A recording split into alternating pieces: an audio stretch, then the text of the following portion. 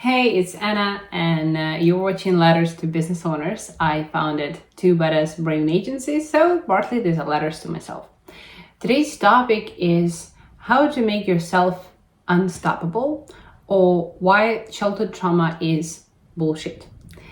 I wrote a short essay that I'm going to be reading to you right now, and I'll be commenting some stories from my life. When you're working on a brand, your task is to create labels, all rounded. The right pairings, associations from which the brand would benefit. Having no labels for brand is impossible because audience will come up with some. Having negative, not serving the purpose labels is stupid. If we're moving on to the nature of a person, not having labels would be nice, but impossible. Do not get attached to them. Choose wisely. It's like your life partner. I made this intro because I work with branding and I know how to attach labels to brands. And I know that people attach labels to themselves. We have to be careful about them, choose them wisely, and do not get attached to them. Now, why? And I'm starting out really rough here. Why childhood trauma is bullshit. This happened to you, so you are this way. It's okay. You're not taking the responsibility. It translates into I do not have power over it. It happened to me, not I happened to life.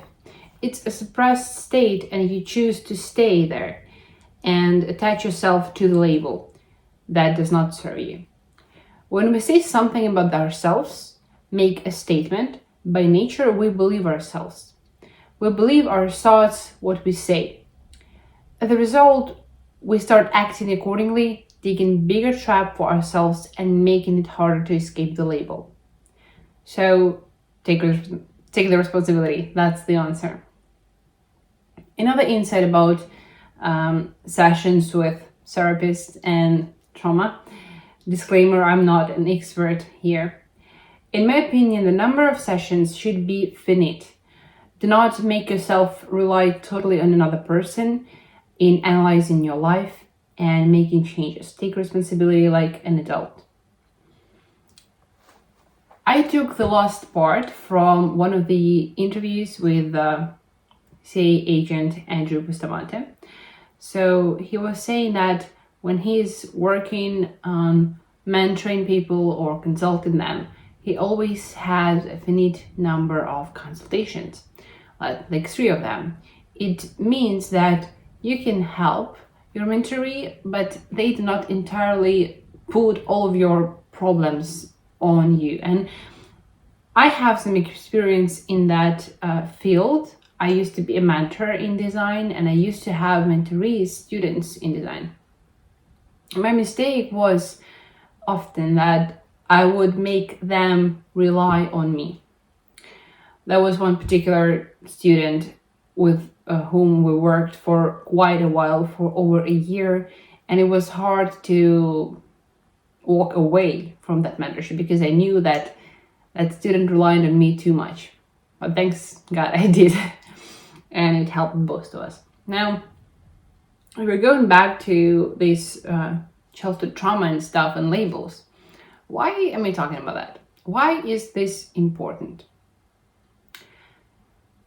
When you're starting a business or any project in your life, every problem that you ever had is exaggerated, is super highlighted.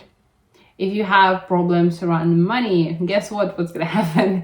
You're gonna have problems with money at your business. If you have problems with positioning yourself, with self-esteem and feel like imposter, that's what's gonna happen with you when you're facing competitors. Now, the reason why you should be aware of that is to walk away from it, take the responsibility. There are so many people that I see who are talking all over and over again about their psychology sessions with therapists and their childhood trauma and why they're this way. That's not an explanation. That's an excuse because you are an adult and that's now your responsibility to change everything that happened to you, to change it so that you could become unstoppable in business. And those things are really stopping you. It's nice feeling like a victim because you're such a defenseless child. It's cute, but it's not helping in the real world at all. I'm gonna share my story. I have many of them, by the way. One of them is around money. So it started as you're asking parents for money and you're saying we don't have any, or we are too poor, etc. By the way, I will never know if my parents were ever poor when I was a child or they were not, because I know that they sometimes are lying about stuff. So they would say no when I'm asking for something. Then I feel bad for asking because it's weird. It creates attention when you're a child and you're asking about that. Disclaimer, I'm not blaming anyone right now. I'm trying to fix this thing within me. So I would start to act cool as if I do not need help. I do not need the money. I do not need anything. And I'm trying to not be a burden. Because I hear the arguments about money and stuff, and it's a tense topic. Then when I would go to school and I would talk to peers and stuff, for some reason I took this idea of not asking for help in other areas of my life. So when I was at school, I would not ask for help. I would be like, I'm cool, I'll figure it out myself. I'll find a way. It's kind of nice, but it turned into adult life. And when you're moving into the apartment, like moving in the apartment, and you need someone to help you, you're hesitant to ask.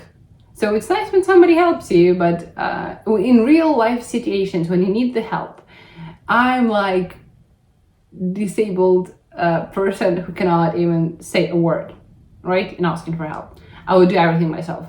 I would break my back and feel really bad, but I would cover it. It's problematic as well in business. You cannot reach anywhere, anything alone. You need a team that supports you. And I know that I have a team. We're currently on pause, so it's hard. And I should be going back and getting people who are interested in me winning together with them, because they would benefit from it. So, in short, all this money story and everything turned out to be a problem in my business, because I do not know how to ask for money, how to say, here is the investment, how to say that, how to be a burden, how to create uncomfortable situations for others, how to ask for help. I am incapable of doing that, and it's been years of me learning to do those things.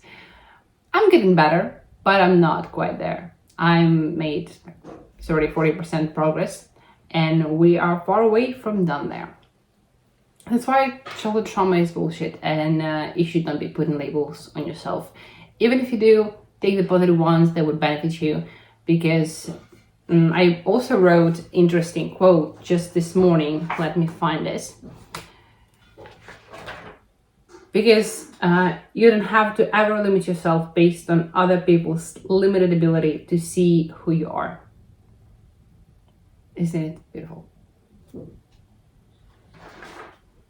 No matter what other things, no matter what your trauma is, no matter what your label is, you can actually be and build yourself from the start to become whoever you want. And that's the lesson, and that's really the truth. Nobody about you is special. Nobody with a higher income position has more capabilities or knowledge or special talents that you have. They most likely don't. They were in the right place at the right time. They made thought through decisions. Maybe they had connections, but it doesn't tell you that you cannot do this. You always can get connections. You always can get more money. You always can get more of everything. Maybe not time. So you're capable of it all. And do not let stupid labels and trauma stop you from doing that. See you in the next video.